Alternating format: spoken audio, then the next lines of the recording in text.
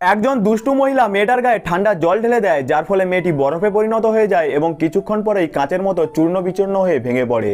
এরপর রাজকুমারী আর একজন মহিলাকে ডেকে আনেন। তারপর তিনি তার পোশাক তুলে দেখেন এবং দেখা যায় সে গর্ভবতী। এই দৃশ্য দেখার পর রাজকুমারী তাকে জলেতে ডুবিয়ে দেয় এবং জ্বলন্ত লোহার টুকরো তার শরীরে ঠেসে ধরে। এর ফলে মহিলার পুরো শরীর রক্তে ভেসে যায়। এরপর রাজকুমারী তাকে মৃত্যুদণ্ডের আদেশ দেন। ঠিক সেই মুহূর্তেই মহিলা জানায় যে সে যে সন্তান গর্ভে ধারণ করেছে সেটা রাজকুমারের। এই কথা শোনার পর সব সৈনিক তাদের তলোয়ার পেছনে সরিয়ে নেয়, কিন্তু রাজকুমারী বলে ওঠেন যে মেয়েটি মিথ্যা কথা বলছে। তারপর তার গলায় দড়ি পেঁচিয়ে তাকে ঝুলিয়ে দেওয়া হয়। এদিকে এই ঘটনা রাজকুমারের কানে পৌঁছে যায়। তিনি সঙ্গে সঙ্গে সেখানে চলে আসেন, কিন্তু তখন মেয়েটিকে লুকিয়ে ফেলা হয়। এক সৈনিক এগিয়ে এসে পুরো ঘটনা জানাতে চায়, কিন্তু রাজকুমারী সঙ্গে সঙ্গে তার গলা কেটে ফেলে।